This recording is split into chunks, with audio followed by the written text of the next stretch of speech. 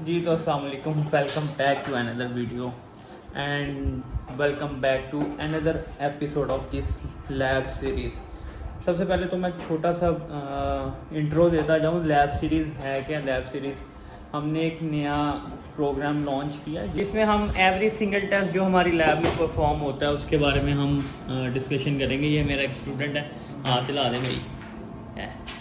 तो ये बहुत अच्छा है, काम करने वाला बच्चा है, अब काम कर रहा है। भाई साहब कुछ ज़्यादा नहीं हो गया ये? मतलब कुछ भी। तो मैं क्या कह रहा था कि जिसमें हम लैब सीरीज़ में हर टेस्ट के बारे में जिक्र करेंगे, लेकिन ना तो उसको एक कह लेंगे लेक्चर की फॉर्म में, बल्कि एक फ्रूटफुल और एक अलग मुख्तलिफ अंदाज में जो कि आप लोगों को आसानी से समझ आ गई। ये तमाम मेडिकल स्टूडेंट्स के लिए भी है, ये उन तमाम आम लोगों के लिए भी है जो कि किसी भी चीज़ के लिए नॉलेज वो गेन करना चाहते हैं। अच्छा, जिस टेस्ट के बारे में आज हम बात करने जा रहे हैं उसका नाम है CBC, मतलब कि complete blood count. Complete blood count होता क्या है और उसकी इम्पोर्टेंस क्या है और वो उसको परफॉर्म किस तरह करते हैं और उसके लिए क्या की फैक्टर्स हैं जो कि एक आम बंदे को भी और आगे से उसको प्रोसीड्यूरल मतलब प्रैक्टिकली वे में एक मेडिकल स्टूडेंट को किस तरह उसको फॉलो अप करना चाहिए। तो इस वीडियो में ये सारी चीज़ें डिस्कस होंगी, ठीक है। तो अब चलते हैं कहाँ पे, वीडियो के स्टार्ट में। तो पहले मोटी मोटी बात कर लें हम CBC की। CBC जो है ना वो कंप्लीट ब्लड काउंट, एक डॉक्टर जो है ना आपकी ब्लड की कंप्लीट पिक्चर को एनालाइज करने के लिए देता है, ठीक है, पहला पॉइंट। दूसरी ये चीज़ है कि आया कि उसमें होता क्या है, उसमें क्या क्या होता है, स्टेप बाय स्टेप बताऊंगा और उसमें क्या फैक्टर्स हैं, क्या पैरामीटर्स हैं जो कि बहुत इंपॉर्टेंट आपके ब्लड के लिए काउंट होते हैं। तो सबसे पहली चीज़ आपको मैं सोच रहा हूँ कि डेमो के तौर पे आपको सीधा मशीन पे ही ले जाऊँ और वहाँ से आपको बताऊँ। चलो ठीक है। इसमें हमने एक सैंपल रन करवाया। रन करवाने के बाद हमें जो है वो इस तरह की एक पिक्चर मिलती है, ठीक है।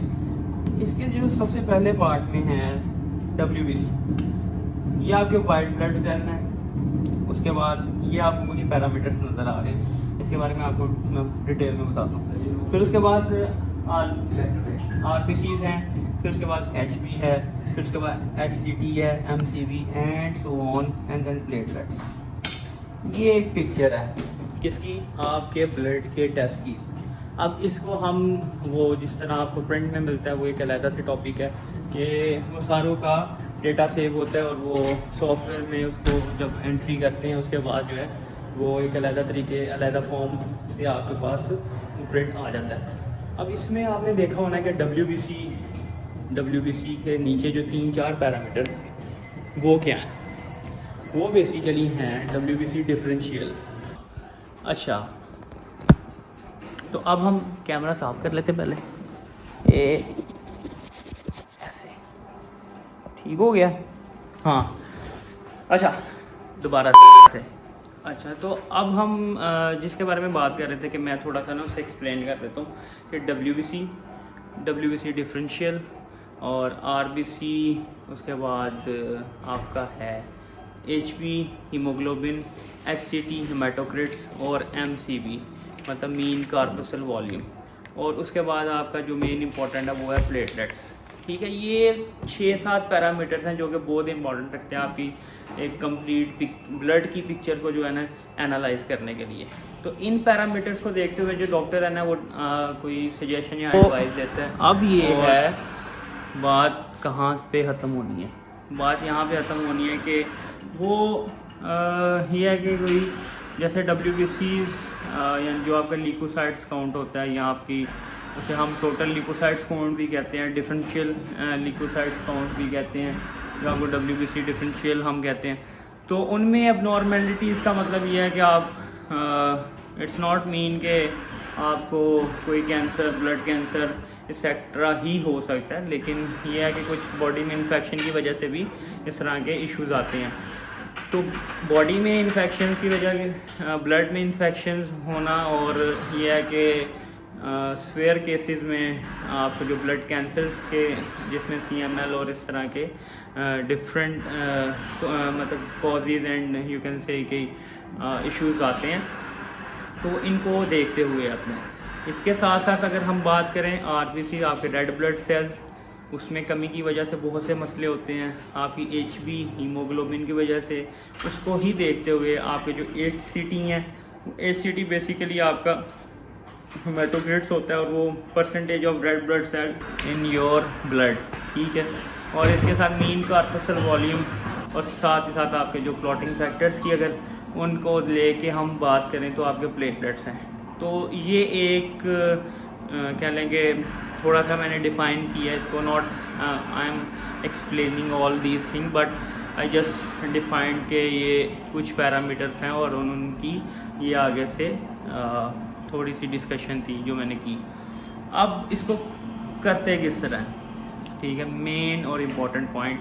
अब इसको करते किस तरह, आपने सैंपल किस तरह ड्रॉ करवाना है, जो लेमैन हम कह सकते हैं, या जो सैंपल जिनको नहीं पता और डॉक्टर ने एडवाइस कर दिया और वो जो है वो जो आ गए हैं टेस्ट परफॉर्म करवाने के लिए किसी लैब में, किसी भी अदारे में या हॉस्पिटल में वो गए हैं, तो उन्होंने बेसिकली आपको मैं लेके चलता हूँ वहाँ पे, और उन्होंने सैंपल किसी भी हालत में, पहली चीज़ है कि किसी भी हालत में सैंपल ड्रॉ करवा सकते हैं, ठीक है। अच्छा, तो आपने जो है ना वो सैंपल किसी भी हालत में आप ड्रॉ करवा सकते हैं, ठीक है, उसमें ऐसी कोई रिस्ट्रिक्शंस नहीं है। और अब आपने सैंपल देना किस में है, उसके लिए जो है ना मैं आपको वो वाइल चेक करवा देता हूँ। ये जो है ना ये वाइल है, ठीक है, ये इस तरह आगे स्टूडेंट ने यहाँ पे रखी और ये रोटेट कर रही है। अच्छा, ये वाइल है और इस वाइल, ये देखें, आपने देखे पर्पल कलर की ये वाइल है, और इस वाइल में बेसिकली एक सोल्यूशन होता है जिसे हम EDTA कहते हैं। EDTA इथाइलिन डायमाइन टेट्राएसिटिक एसिड, ठीक है। वो बेसिकली क्या करता है, क्लॉट नहीं होने देता आपके ब्लड को। बेसिकली आपका ब्लड जब बॉडी से बाहर निकलता है तो वो क्लॉट हो जाता है, ठीक है। तो इसमें जो सोल्यूशन है वो क्लॉट नहीं होने देता, और इसलिए हम इस वाइल में आपका सैंपल लेते हैं। अब ये इसको हम रोटेट अच्छे से कर लेते हैं ताकि सैंपल आपका ब्लड जो है वो मिक्स हो जाए। मिक्स होने के बाद हम इसको इसी मशीन पे नंबर लगा के, ये एक माइथिक है 18, ये एक CBC की मशीन है, और इस पे जो है हम फिर आफ्टर इसका जो सैंपल रन करवाते हैं। और CP या CBC का जो टाइम है वो ऑलमोस्ट आपको कह लें कि विद इन, अगर अर्जेंट बेसिस पे विद इन 30 मिनट। इसके साथ एक अमूमन एक और टेस्ट होता है, वो आमतौर पे वो करवाया जाता है ESR, एरिथ्रोसाइट सेडिमेंटेशन रेट्स जो है, उसकी वजह से जो इसका टाइम है टोटल वो 2 घंटे का, आम पेशेंट को 1.5-2 घंटे का होता है। तो ये एक कंप्लीट डिस्कशन थी अबाउट CBC। इससे पहले मैंने एक वीडियो बनाई, वो ऑलमोस्ट 20 to 25 मिनट्स की थी। फिर मैंने सोचा कि बैठ के डिस्कशन करने से बेहतर है कि बंदा जो है वो हल्के फुल्के अंदाज में इस तरह आपसे बात कर ले और उसको एक्सप्लेन करे। तो डेट्स वाई मैंने उस वीडियो को अपलोड नहीं किया, इसको ही मैंने प्रेफर किया। सो होप सो आपको इसकी समझ आई होगी। इसमें मज़ीद बेहतरी के लिए आप लाजमी कमेंट्स करें और हमारे अगले एपिसोड का इंतज़ार करें। तो तब तक के लिए अपने भाई को दें इजाज़त, और डॉक्टर व्लॉग 2927 लाजमी सब्सक्राइब करें और लैब सीरीज़ को फॉलो करें। Thank you.